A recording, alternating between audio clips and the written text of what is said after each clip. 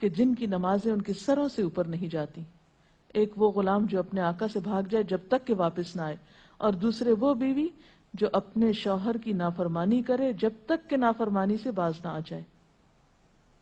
یہاں تک حکم ہے کہ بیوی شوہر کے معاملے میں کسی دوسرے کی بات نہ مانے. یعنی شادی کے بعد ایک عورت جب شوہر کے گھر چلی جاتی ہے تو پھر شوہر کا حق سب سے بڑا ہو جاتا ہے. بعض اوقات ہمارے معاشرے میں ایک طرف شوہر کچھ کہتا ہے، دوسری طرف والدین کچھ کہتے ہیں، تیسری طرف کسی اور کا مشورہ کچھ ہوتا ہے، عورت بیچاری بیچ میں پس جاتی ہے. ایسے موقع پر عورت کے لیے کیا لازم ہے، اس کی پرائرٹی کیا ہوگی کہ وہ اپنے شوہر کی بات مانے. عورت کی دوسری بڑی ذمہ داری اپنی آبرو اور عزت و عصمت کی حفاظت ہے.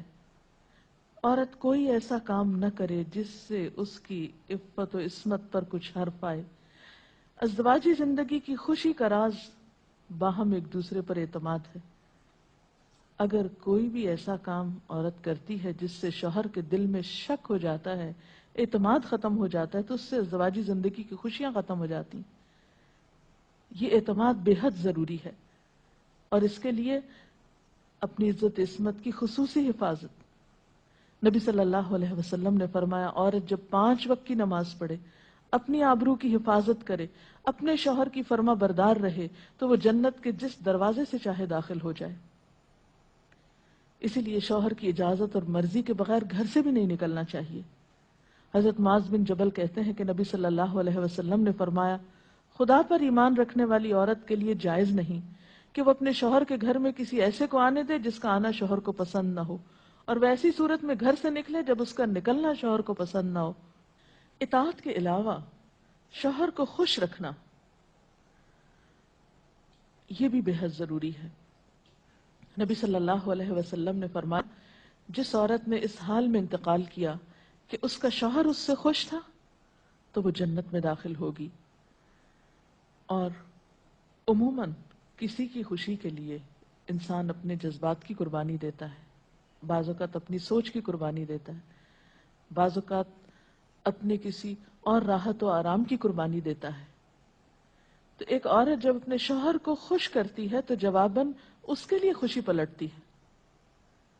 اس لیے گھریلو زندگی کی خوشی کا انحصار اسی بات پر ہے کہ دونوں ایک دوسرے کے لیے قربانی کے جذبات رکھتے ہوں، ایک دوسرے کے لیے رحمت اور ایک دوسرے کے لیے مودت کا ذریعہ ہوں. جیسا کہ قرآن پاک میں شادی کا مقصد ہی یہ بتایا گیا کہ دونوں کے درمیان باہم مودت اور رحمت کے جذبات ہوں، ایک دوسرے کے لیے سکون کا باعث ہوں، تاکہ انسانی زندگی بہترین طریقے پر رواں دواں رہے.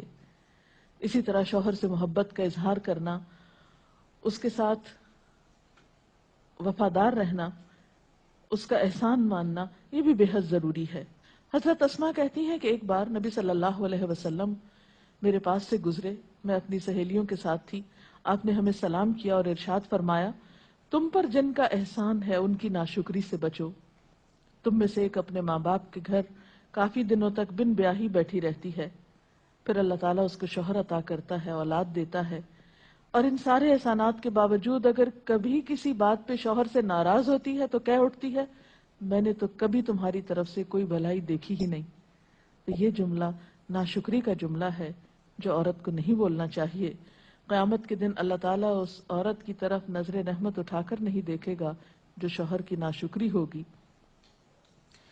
اور آخری بات یہ کہ عورت کے اوپر لازم ہے کہ وہ اپنے گھر بار، مال و اسباب اور اپنی ذمہ داریوں میں شوہر کی مددگار رہے، شوہر کی وفادار رہے. آپ صلی اللہ علیہ وسلم نے فرمایا، قریش کی عورتیں کتنی اچھی عورتیں ہیں جو بچوں پہ بہت مہربان اور شوہر کے گھر بار کی حفاظت کرنے والی ہیں. آپ صلی اللہ علیہ وسلم نے ایک اچھی عورت کی خوبیاں بیان کرتے ہوئے فرمایا، مومن کے لیے خوف خدا کے بعد سب سے مفید اور باعث خیر نعمت نیک بیوی ہے.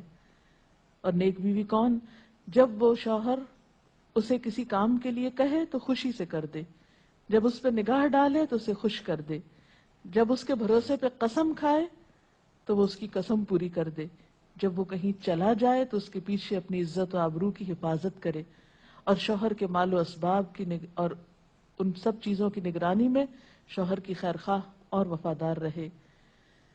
اور اس کے ساتھ ساتھ اپنی صفائی، زیبائش اور سلیقہ مندی کا بھی ثبوت دے۔ اس سلسلے میں اگر آپ کے ذہن میں مزید کچھ سوالات ہوں تو آپ کر سکتے ہیں۔ اگر والدین اور شوہر دونوں میں سے کسی ایک کی بات ماننے کا جیسے وقت ہو تو پھر کس کی بات پہلے مانی جائے گی؟ شادی کے بعد شوہر کی بات ماننا زیادہ ضروری ہے بنسبت کسی اور کے، کیونکہ واضح طور پر آتا ہے کہ عورت شوہر کے معاملے میں کسی دوسرے کی بات نہ مانے۔ اگر